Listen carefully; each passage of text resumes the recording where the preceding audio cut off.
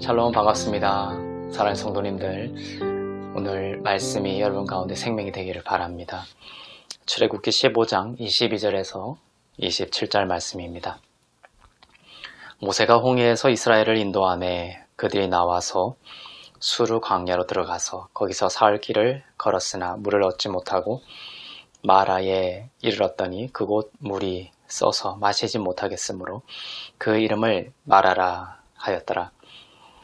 백성이 모세에게 원망하여 이르되 우리가 무엇을 마실까 하매 모세가 여호와께 부르짖었더니 여호와께서 그에게 한 나무를 가리키시니 그가 물에 던지니 물이 달게 되었더라.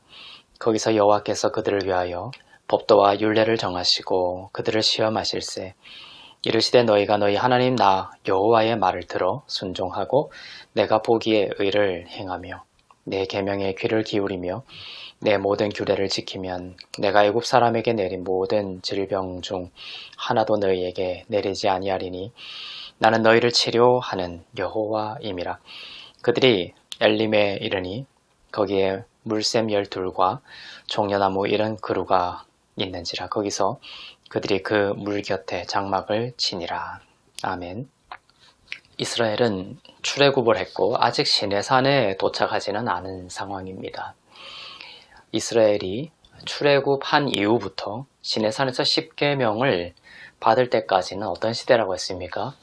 그때는 은혜의 시대를 상징하는 시기입니다. 은혜의 시대는 예수 그리스도 안에 있는 시대를 말합니다. 자격 없는 자에게 주시는 믿음으로 말미암아 죄사함과 의롭게 하심을 잊게 되는 시대를 말합니다. 그리스도 안에 있음으로 인해서 진노에 대한 형벌이 떠나고 죄가 더한 곳에 오히려 은혜가 더욱 넘치는 때를 말합니다. 바로 신약을 살아가는 지금의 때입니다. 십계명을 이스라엘이 받는 때를 기점으로 출애굽기 19장이죠. 그때를 기점으로 하나님이 불순종하는 이스라엘을 다루시는 방식이 달라진다는 것을 여러분들이 반드시 깨달아야 합니다. 지금은 그 전이죠. 오늘 마라에서 쓴 물을 만나게 됩니다. 마리아라는 이름이 이 마라에서 나왔죠. 백성들은 원망합니다. 모세에 대한 원망은 하나님에 대한 원망이었습니다. 하나님에 대한 원망은 계명을 어기는 것입니다. 그러나 하나님은 마라의 쓴물에서 불평하는 그 백성들에게 사망을 내려보내지 않습니다. 심판을 내리지 않습니다. 하나님께서는 나무 하나를 가리키시면서 그것을 물에 던지라고 하십니다. 그렇게 했더니 어떻게 됐습니까? 쓴물이 단물이 되었습니다. 치유가 왔습니다. 이 나무는 십자가를 상징합니다. 그 나무가 뭐라고 하나님께서 던지라고 하신 그 나무를 쓴물에 던졌더니 쓴물이 치유되고 단물이 되었을까요? 그 나무가 바로 십자가를 의미하기 때문에 그렇습니다. 십자가가 쓴 물에 임하니 단물이 되었습니다. 죽은 물이 십자가를 통해 생명의 물이 되고 마실 수 있는 물이 되었습니다. 26절 같은 것이 많은 사람들에게 어려울 수 있는 구절입니다. 어떤 구절입니까? 이르시되 너희가 너희 하나님 나 여호와의 말을 들어 순종하고 내가 보기에 의를 행하며 내 계명에 귀를 기울이며 내 모든 규례를 지키면 내가 애굽 사람에게 내린 모든 질병 중 하나도 너희에게 내리지 아니하리니 나는 너희를 치료하는 여호와임이라. 여호와의 말을 순종하고 의를 행하고 계명에 귀를 기울여 대부분의 그 계명이 아닌 모든 규례를 지키라 이렇게 말씀하고 있죠. 모든 규례를 지키면 내가 질병을 내리지 않겠다 말씀하고 있습니다. 백성들은 이것을 지켰을까요? 아닙니다. 그런데도 질병은 내리지 않았습니다. 그러면 하나님은 빈말을 하신 걸까요? 빈말이 아닙니다. 모든 계명을 잘 듣고 지키지 않으면 형벌이 임하는 것은 하나님의 공의로운 속성입니다. 그런데 왜 백성들은 죽지 않고 병에 걸리지도 않았을까요? 이 명령 앞에 백성들은 네, 우리가 다 지키겠습니다. 이렇게 하지 않았다라는 것입니다. 그것이 중요합니다. 이제 출애굽기 19장에 가면 백성들의 반응이 다르게 바뀝니다. 시내산에서는 달랐죠. 백성들은 그때 다 지키겠다고 했고 그때부터 그렇게 마음이 바뀌는 순간부터 죽음이 찾아왔습니다.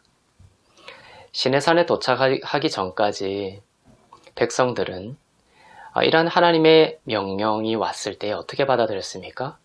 은혜에 맡겨드렸어요. 자기의 힘으로 하려는 것이 아니라 은혜에 맡겨드렸습니다.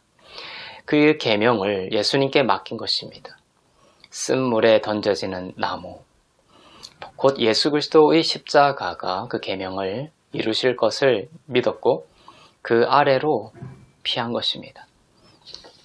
원망이라는 죄가 백성들 가운데 있었지만 백성들은 12 물샘과 70 종려나무에 이르게 되었습니다.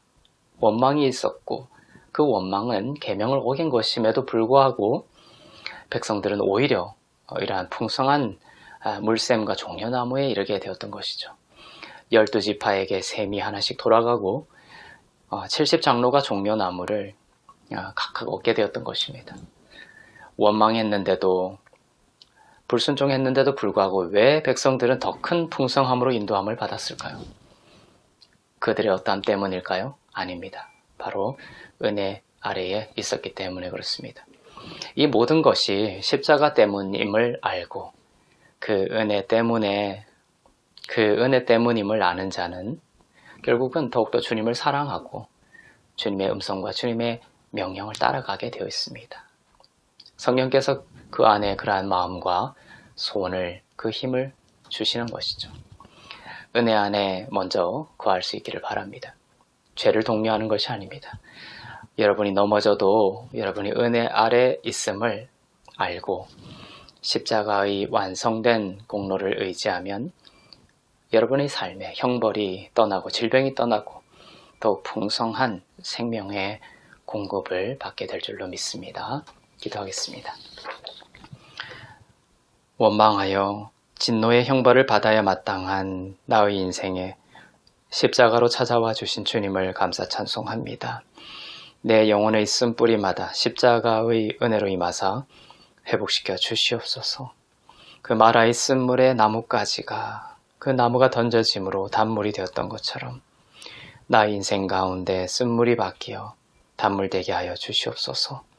십자가의 은혜로 더욱 생명의 자리로 우리를 인도하여 주시옵소서.